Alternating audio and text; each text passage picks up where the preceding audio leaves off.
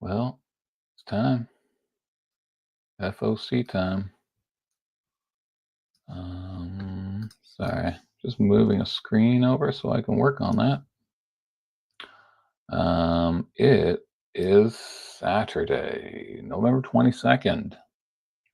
Our FOC is always due on Monday by 8 p.m., and we're just going to go through a few of the issues, The CanadianCompin.com, that's us, our website. You can order the new releases every week. Hopefully that mic is working. Um, I'm not in work today, which is weird because I'm usually there on the weekends. But we are doing a family Christmas, an early Christmas, because a lot of the family can't be together this year. So we're doing a late November one. So in a couple hours, our house is going to be jam packed with folks. And so I figured I'd get this done and out the way. Let's just dig into it, right? CanadianConvent.com, head there, and we got our pre-sale section. And we'll kick it off with DC, but we're going to just alter this a bit. Boom. And DC Comics, let's see what we got. Trinity, daughter of Wonder Woman, #6. The last one, this is written by Tom King. Tedesco, I'm a big Tedesco fan. It's a fun, cute little bit.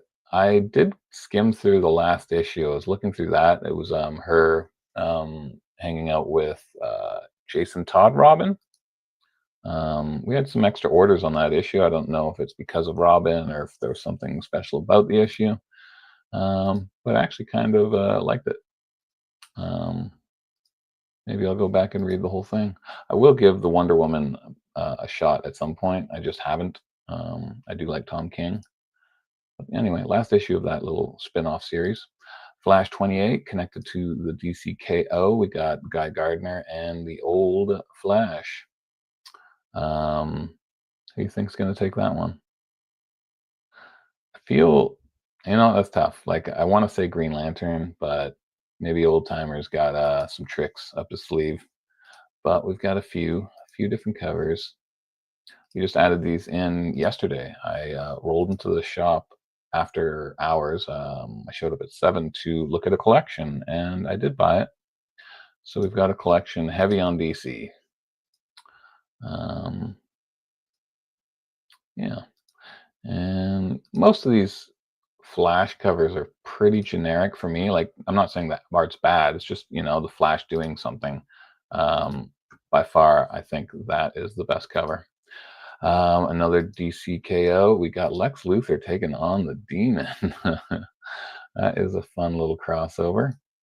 And with the beard, is that the absolute Lex Luthor?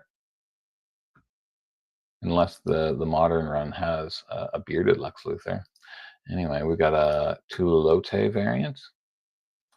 I guess I wanted to say Lois, but with LexCorp, isn't that his right hand? And Fiumara, his covers on Superman have been really good. We got David Aja, kind of quirky, kind of funny. And that's yeah, never mind. And Jorge Fornes, kind of fun, but not my favorite. I think Fiumara and the A cover. DCKO Red Hood Joker. This was up last week, but we got it pushed back. I think this one will be a hit with the kids. We've got a lot of Red Hood fans, and Dusty Nine cover's pretty cool. Who is going to take it, Joker or Red Hood? Jason Todd. There's a Liber Mayo variant, and Guillaume March. I think everybody drew the Joker with a crowbar because of that past battle. The arm here looks a little odd to me, but I'm sure it's fine. And Torrin Clark. See? Crowbar.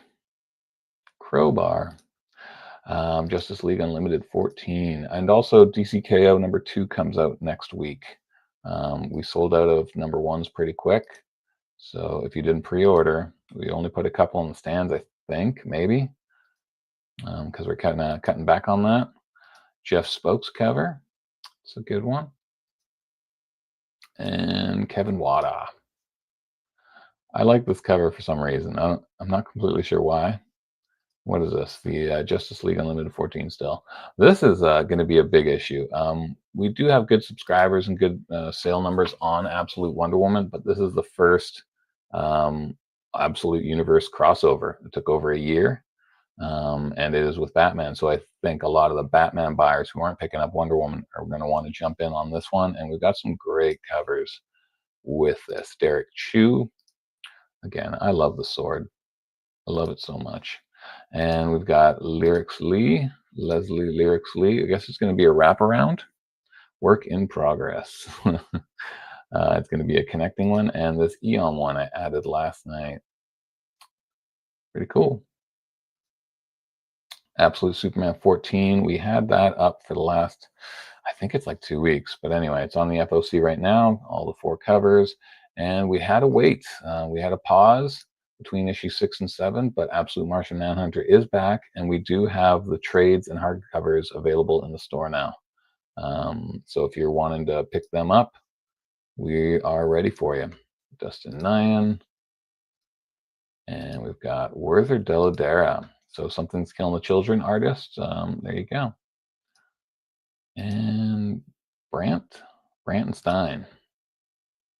But again, it's a quirky series, and it's well worth a read if you haven't even touched it. Again, the trades are great. Harley Quinn is going into its 200th issue. It's an extra size, a little more expensive. It's actually issue 57 of this volume, but 200th. I do like the Nakayama jumping back to the original costume. Be nice if she actually goes back to that, because I'm not a big fan of the new costume. Maybe some people dig it. I'm sure some people do. But a little cracked mirror. And Dodson. Dodson has some interiors in this as well. And he's an old time Harley Quinn artist. He was doing the first volume for a while. And Harley Quinn Life of Crimes #2. This was on here last week, but we didn't have all the cover images, and we got them all now. Here's Lyrics Lee. We've got Mahmoud Azra, and you can get a foil variant of this as well. Cute one. And Edge Cure. Like the vines poking up because they're watching the phone at the movie theater. You don't do that. River and I went to see Predator Badlands, and there was a bunch of high school kids there, and they're on their phones. Some of them were filming the screen. I'm like, God. Anyway, you get your foil as well. Detective Comics 1104. Tom Taylor doing this one. Tom Taylor's got quite a few fans. Did a lot of Teen Titans and such. And the Greg Smallwood covers are really cool. And who's this? Chris Anka. I think this cover might have been taken away. It says Jerry Robinson, and it wasn't on the FOC. There was nothing there. I'll have to delete that. Justice League Red, Clayton Henry, little chess piece action. And Sweeney Boo. Haven't seen her on many DC stuff lately. She's working on her own book right now. But there's a Power Girl buyer. Green Lantern 30. We've got the Batman appearance, Annie Wu on cover art. And we've got a Terry Dodson. Who doesn't like seeing Hal and Bruce together? Aguilo. Fun cover, like all the green swirl. And Ariel Colon. I don't like this. I'm sorry. It looks like a 90s computer animated piece. Green Arrow. Because I heard this is canceled, but I'm not sure what issue. I thought it was 1 or 2 issues ago that it was canceled. But again, great writer, and the covers are great. I don't love this one, but the A covers have been a standout. Justice League versus Godzilla versus Kong 2, #6. 2 issues left. This series has fallen flat compared to what the last series did. People just don't care. Maybe later on they'll be like, "Oh, Godzilla, Kong, blah blah blah." But yeah, it's flat. Batman Static Beyond. Batman Beyond Static. Did I say that right? No, I said it right the first time. Dustin Nyan always doing a Batman Beyond cover. We got Raza. Raza used to be a bigger thing, but people don't talk about him so much anymore. Maybe he doesn't do as much. I don't know. Mortal Batman. I did like this cover. Tokotoro. I'll have to read it again, try to pronounce it. It's kind of hard to look at, but also enjoyable to look at. Tokotoro, that's him. Another series that kind of fell flat. People tried out issue 1, and that's that. All right, Killing Joke facsimile, $7. This is the cheapest you'll read this book because it has what 18, 19 printings, and even the second print, which is the cheapest I think of all the reprints, is what like a $25 book in high grade, right? But yeah, if you want to read this book, you want a placeholder, an A cover is about $100. You can get that cheaper, and you can even get a foil for cheaper than any of the other ones. And there's the blank as well. And the other facsimile, another one that's way cheaper than, again, you barely ever see these treasury size books, and reprinting the Superman Batman issue is really cool. You can get the foil, and this is the Alex Ross facsimile variant.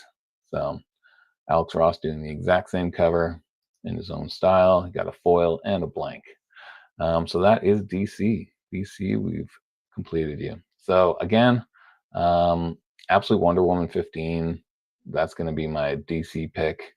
I like the Eom cover, but cover A's are always a good way to go. And maybe a couple of these Harley 200s, Edge Cure I like. Anyway, those are the ones I'm saying. Buy immediately. Image Comics, Scorched. This has been up here a couple times. Same with Viking Moon. Sweet Paprika was, but we didn't have all the covers. So this is the holiday one shot. And here are all the covers to go with it. Godtail. We've got, who did this one? Rachtalyn. Rachtalyn was at Fan Expo. Had a brief chat with her.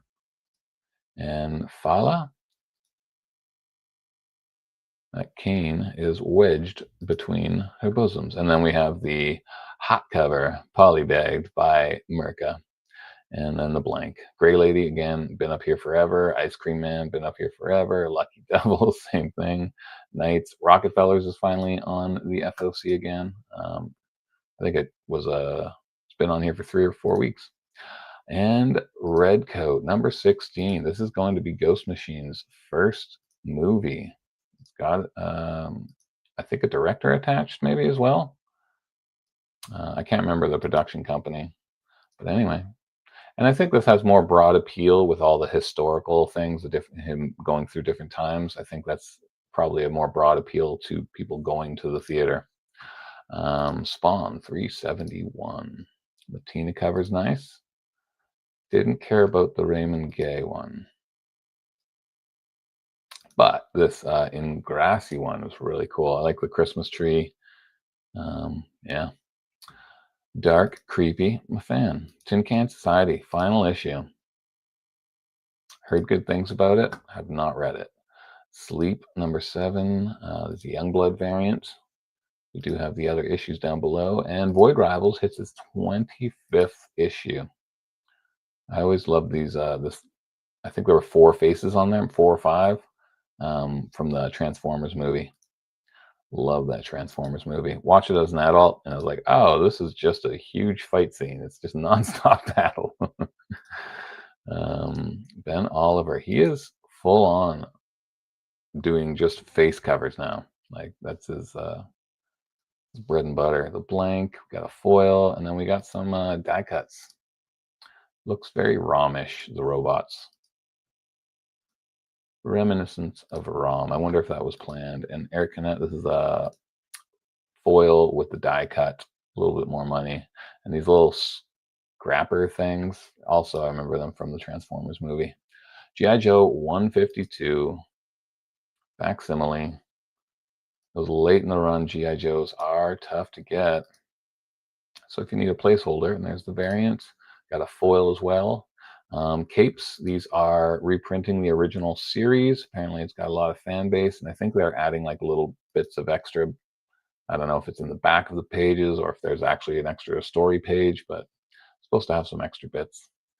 Creep Show number 4, volume 4. Little reference to Exorcist. Ramon Villalobos, that is a disgusting drink. And Final Boss. We got some Final Boss action here. We didn't put any on the stands for issue number 1. We just went straight to the pre-sales. So if you're a Tyler Kirk fan, there you go. Number 2. Halo and Hornsby. Francis Manipul helping out on the cover. This was the weakest link for us on the sales of Ghost Machine issues. And I saw Santa number 2. Number 1, I saw in this last week's Lunar order, so it'll be out this week. Number 1. Had a little skim through, and there's some violence in there. The Violent Christmas Tale. Lost Fantasy number 6, and the trade is now out, I believe. Volume 1. If you missed it all, give it a go. Simon Kudransky's No Man's Land. Always does like a little video game homage or a movie homage. And Hyde Street. I thought this was a one-shot at the beginning, but it ended up being a 5-issue miniseries. Any new back issues hitting the bin this weekend? I did add a bunch. I just didn't do a video for it yet. We were kind of rushed. I should be able to get the video out on Sunday, probably the morning, because I got to run into the shop. But today I'm off. But yeah, there's a bunch up already, and get that out to you soon. Thanks for asking. Skinbreaker, number 4. Stunning book. Lots of crazy detail put into this. And that's why there is the Treasury editions, if you want to see it bigger and take it all in. There's the other issues of Sleep. I believe they were up there already. And honestly, I don't think anybody's buying this book. I think we maybe ordered an issue 1. That was about it. More I Saw Santa.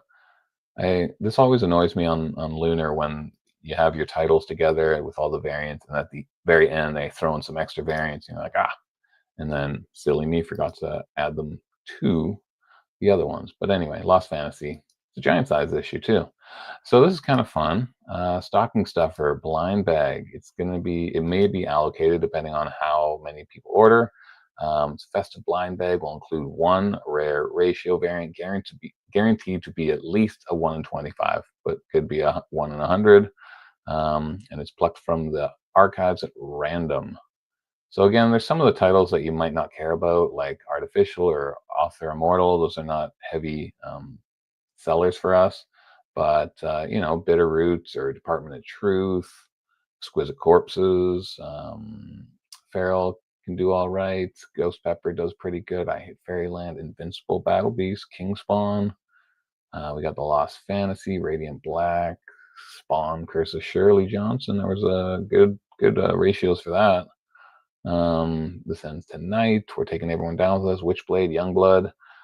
So yeah, there's potential for some good ratios, but again, you might get one you just don't care about. They are a little pricey, I guess. Not if you get a really good one, but $27.99. Who knows what Image blind bag you'll get? Who knows? X-Men. Might have to read one. Yeah, give it a go. And Drawing Blood, the Kevin Eastman series. This thing is always late, and art's always in progress. Probably push it back to next week again. Indie Comics. Let's see what we got. Vampirella. There you go. Perillo, Chew, Joseph Michael Linsner, and Chatsudis. I like Chatsudis with this zombie. At first I thought it was Frankenstein, but I like the zombie bit. And Fire and Ice. I thought I moved the other issues up, but there is a blank one. You're going to get 2 comics in here. You get a blank and then an exclusive 1 of 5 unique covers that are thrown into the blank. Lucio Perillo's Thundercats, a cover. These have all been on here for a couple of weeks. Same with Lion King number 2, but DuckTales, we just added that. Always fun covers. I like this one. And if you're into the dinosaur thing, there you go. Maleficent, latest issue, number 3. Just hanging out with a skeleton knight, I suppose, because he's on a couple of covers, but the B cover. That's a cool one. A lot of stuff going on there. And I like the castle in the background. Here's the other Fire and Ice. Dan Panosian does the A cover. Kind of cool. There's a Jay Lee. Fire and Ice is a Frazetta thing, right? I believe. You just put out a whole bunch of death dealers. And then there's your metal if you want a very expensive Dan Panosian. And we got another Gargoyles Winter Holiday one-shot featuring that dog-like character. So another little fun thing. It's not going to be a serious issue. Bunch of covers. Red Sonja, Joseph Michael Linsner. It's the New Year's celebration issue. Shannon Mayer. And there's the cosplay. And we've got a blind bag. Again, it's going to be a blank and 1 of 5 unique exclusive to the bag. Stitch number 5 was pushed back. We don't have all the covers. I'm not sure if this was pushed back again, but again, that Carla Cohen cover is pretty cool. The Jungle Toxic Crusader. Number 3. Veil of Tears number 1. Lots of indie stuff. Stuff I have no idea about. Ferocious number 2. We'll get some flow. Has to do with menstruation, I believe. Gatchman. It's a fun cover. Kick that logo out of there. And Inaka Miranda. No, that was the A cover. Anyway, a little party scene for the B cover. Orla, Red Vector, Temporal, Cricket. Agent of Unicorn. There's a very expensive B cover. Well, not very expensive, just double the price of the other one. And Dog Supreme. There are some funny little titles out there. Tama, we've not gotten any readers on that. Biker Mice from Mars, we had 1 or 2 people pick it up the first issue and then said, no thanks. So you really got to be a fan, I suppose. Savage Sword of Conan, Reforged. Just redoing the original stuff, right? Boris cover, pretty cool. You can get a version of that as well. And Heatseeker. So this is a 1 and 4, or sorry, not 1 and 4, 1 to 4 set. You got an exclusive number 1, and it's limited to 700 copies. So there you go. Get the whole series. Aerotech number 2. Somebody reached out and asked about can we get number 1, but that was a month ago, and I think they're already on eBay selling well above cover. No one really went in for that first issue. I don't even think anybody ordered it. Fence from Boom. This has been going on for a while. Usually, right now, it's just been one-shots, but there are short little miniseries. Alice Forever After. This series does well. Dan Panosian writing it, does the A covers, and then has a different artist working inside. Check out the other covers. And we do have the trades of the first 2 volumes of this available. And here's the FOC reveal. Kind of like this one. It's super quirky. Yeah, I like that. And then you got your Virgin one. Minor Arcana from Jeff Lemire. It seems to be his main focus right now. But he's also writing Absolute Flash, so that is incorrect. He's a guy who can write multiple series in a month. But yeah, I do like this Teddy Christensen cover. Yeah, you don't see him very often. Last Day of H.P. Lovecraft. I think there's like 2 people buying this right now. City Beneath Her Feet, number 3. This might be the last issue, Tinian series. Got 3 variants. I do like the B cover the best, but you guys might have a different opinion. Nocturnal's last issue, Dan Brereton. These guys stemmed out from a Malibu series, And there is this Sveta Subina cover. She's pretty popular, does a lot of store exclusives, I think, and a couple of ratios, but she's pretty popular in the convention scene. So I'm curious how this cover will go over. Adventures of Lumen, number 4, Carmen Red Clan. So Magnola for Carmen. Red Claw, sorry, Belly of the Beast. A little Western, little horror Western because it spins out of Hellboy. Devil on My Shoulder, and there's another Hellboy, issue 2. This is a 2-issue series, The Ghost Ships of Labrador. I will eventually get back into Hellboy. Really enjoyed Hellboy and the BPRD. I'll get back there. It's a good cover. Godzilla. This, I believe it's just flat. I'm curious if other stores are selling much of it. We just aren't. Second print of the last Starship. No cover for it, but kind of cool. You haven't seen a second print on a Star Wars comic in a while. Homecoming, number 4. We got the Borg.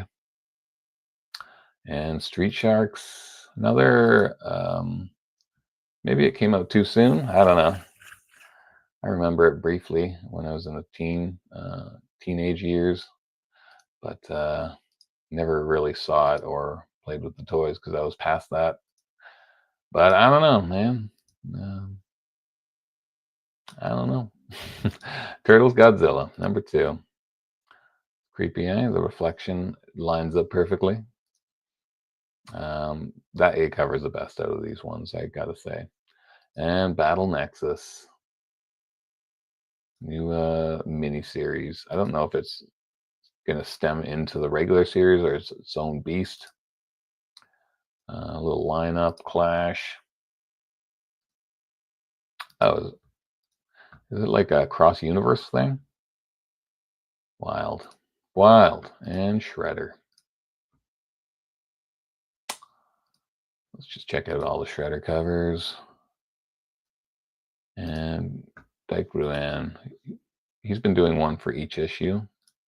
I like his art. And Twilight Zone. Somebody just asked to subscribe to this series, and we said, okay. All right, that's the indie stuff, and we're going to finish it off with Marvel, but what do I think is a pick here? You know what? Probably the Disney stuff. Stitch does really well. I'm sure we'll get, we've already have a few orders on this Essentia. I think it'll increase a bit. But yeah, Disney stuff. Disney's always good. All right, Marvel. Second print of 1776. All right. Marvel has been canceling a lot of second prints. I don't know if you guys know that, but second prints will go out. They'll have either a different cover or a similar cover with a different color scheme or a page from the inside of the issue usually. And then all of a sudden, a couple months go by and either we notice or the customer's like, hey, I ordered this. And then we go to look and it's just completely wiped off the distribution. So yeah, it happens to second prints all the time. And that's because not enough people order it. And so it just doesn't get made. Ghost Spider. Usually the Spider-Man ones get made though. Number 15 was a strong seller. I guess because of this first full appearance of Glitch, the suit that Spider-Man's wearing in the Cosmos. And here's number 19. Pepe Larraz cover. Got the Bermeo cover with a little bit of Punisher. Crazed look upon himself, and Romero. Classic 70s style. And Sarah Pacelli, I believe, yeah, not final art, so still needs to be colored and such. But that is a tongue gun. Marvel Rivals, Cities of Heaven. Sales have slowed down on Marvel Rivals stuff, but I feel like back issue bins will do well at conventions for this kind of thing. There's always lots of video game fans at comic conventions now. Spider-Boy Team Up Facsimile. We added more original Amalgam issues to the website just recently, and it does have its own page in our Marvel section. Marvel Black, White, and Blood, and Guts. Vampire stuff. with some blood. It's Fornes and Mitsuhiro. All right. And Nova. I didn't realize this was written by Jed McKay.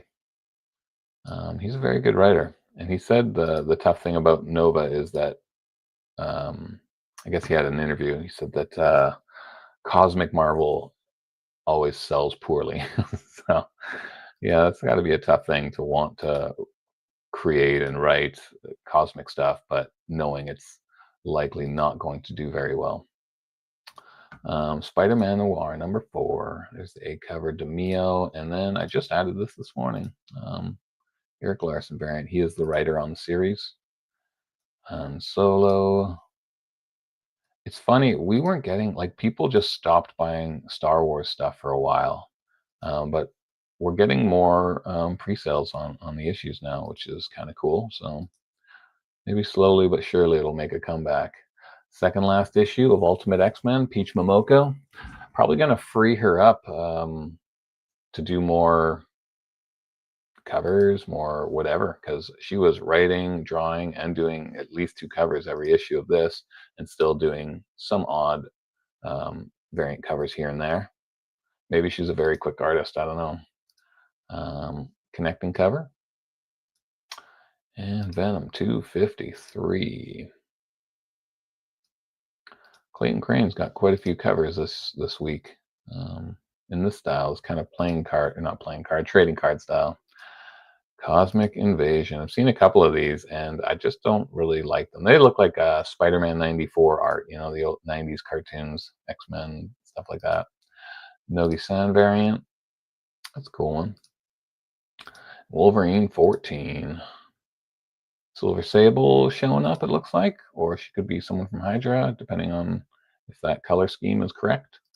And there's a Clayton Crane, and I don't like it. He's a very good artist, but I feel like this just looks like a super quick sketch he did at a convention or something earlier in his career. But even his earlier stuff, I like better than that. I am nowhere near a good artist, but I can still put my critiques on someone when I've seen them do stellar work. Hope he won't get mad at me, because he's watching this. Another trading card, or is that the trading card style? I have no idea. But there's another one of those cosmic ones. Nah, not for me. So Captain America #6. Let's just read about this, because they have a 1 in 1,000 ratio variant for this. There's tons of covers, so clearly this has to be a key issue, and they're expecting stores to be ordering a lot of this. Obviously, the bigger stores are going to be ordering enough to get a 1 in 1,000 ratio, but just swallow and take a deep breath as we read this little thing. The aftermath. I stumble on word #2. The aftermath of One World Under Doom and a violent incursion by Thunderbolt Ross have brought Latveria. Yeah, there we go. To the brink of civil war. Captain America deploys to protect citizens and investigate rumors of a weapon stockpile, but when Nick Fury's unpredictable new version of S.H.I.E.L.D. joins the mission, it becomes clear that everyone wants a piece of Latveria. Why can't I pronounce that? Latveria, no matter the cost. Though with warning factions tearing the country apart and a squad of unconventional S.H.I.E.L.D. agents pursuing unknown agendas, can Captain America hope to bring peace to Latveria? And is that even what his own handlers want? So we got a brand new S.H.I.E.L.D. Maybe this is the team right here. And kind of just the phrasing of this, where does it say? The factions are tearing the country apart. Unconventional S.H.I.E.L.D. agents pursuing unknown agendas. Kind of just makes me think of like ICE stuff going on. Oh yeah, Crane might be doing like his own JSA thing, because he did like all the titles, right? You never know. But there are some cool covers for this. I like the Zdarsky B variant. Little broken or torn up S.H.I.E.L.D. patch. Ivan Tao is the foil one, so a little more, well, it's double the price. And who is this? Casanovas. I don't know what character this is. Sometimes like old classic characters get a new suit or something. If I'm not reading a title, I'm like, I don't know who that is. Um, yeah, see, quite a few. And again, is this going to be? I'm pretty sure there's just something happened with the image, and it's not supposed to look like that.